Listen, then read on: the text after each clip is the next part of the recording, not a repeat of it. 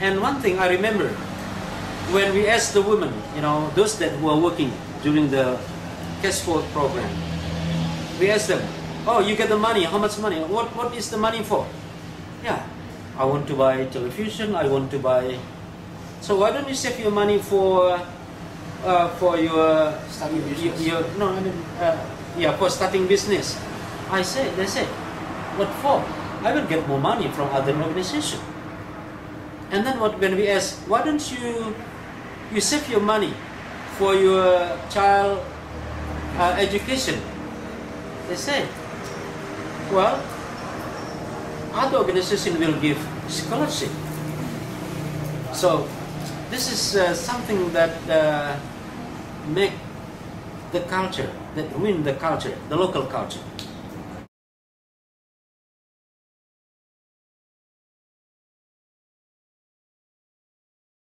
So this is something, that's why what happened when the tsunami happened, the NGOs grow as mushroom. Before tsunami, in my writing, I wrote maybe around 200 organizations or 200, less than 200 NGOs in Aceh, not in Banda Aceh, but in Aceh.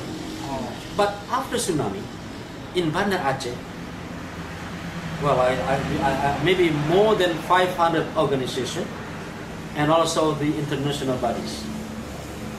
Just imagine when they came here, a lot of money. So among the organizations also compete to spend money. If they did not spend money, it meant that they were not success to use the money. So you see that everything that, let's say, the NGOs working in Aceh did not only help, or say, the people, but they also help the government. The new building, beautiful buildings today, were not built by the government, but built by NGOs, international bodies, etc. That changed the face of Banda Aceh today. Yeah, including this street maybe. I don't think this street is, the street. This is the new street. The new hotels are here. And also the impacts of so many international came here. The inflation was very high. Everything's, the cost of living in Aceh being more expensive. I remember at the beginning, I was only able to rent a house with only, actually before tsunami that we rent a house, the big house we can rent 5 million rupiah. But after tsunami, it's 5 billions.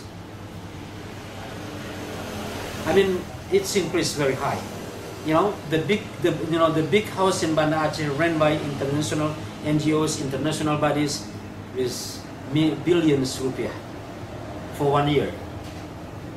And we are, as the local NGO, were really pressed by this condition because we are not able to rent the office. Anytime we go, we want to rent the house, they ask, the big house for example, okay, only for international NGOs, not for local NGOs, because local NGOs do not have much money. So that's one of the impacts.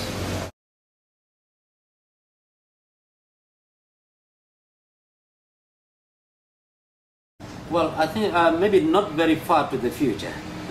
I just say today's fact.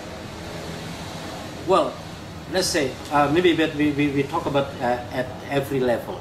At the community level, of course that they are facing difficulties after the international NGOs exit, because they were really impact by the free money mentality, and also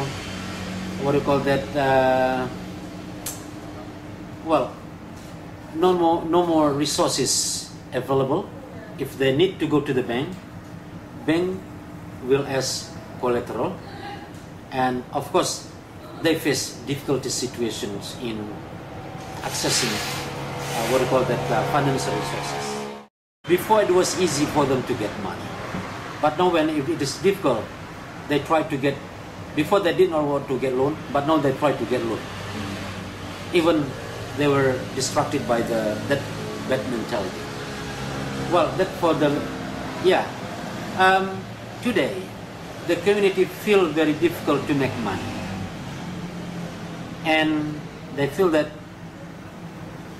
well, before, if they want to get 5 million rupiah, it was easy, but now not only 5 million, 500,000 is difficult for them to get money. So if you see that today in Banda Aceh, the shop, there are many shops, but how many buyers coming there?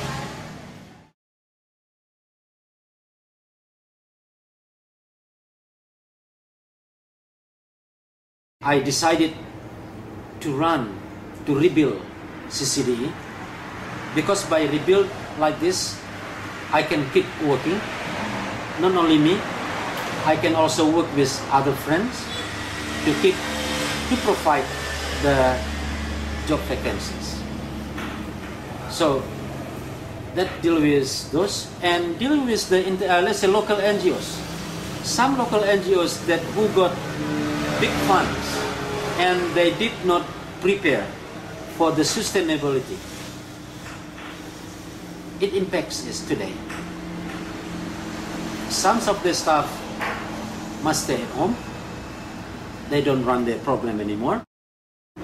And it impacts also, like it's also happened to us. Before that, after tsunami, we had more than 20 staff. We had more than 20 staff. But now, we have only 11 staff left. This is also because we want to make it more effective and efficient based on the program that we have today. I think that's lots of impacts that happen to, NGOs. We are lucky we are still operating and we are still working. Yeah, because this is what I always say. Sustainability.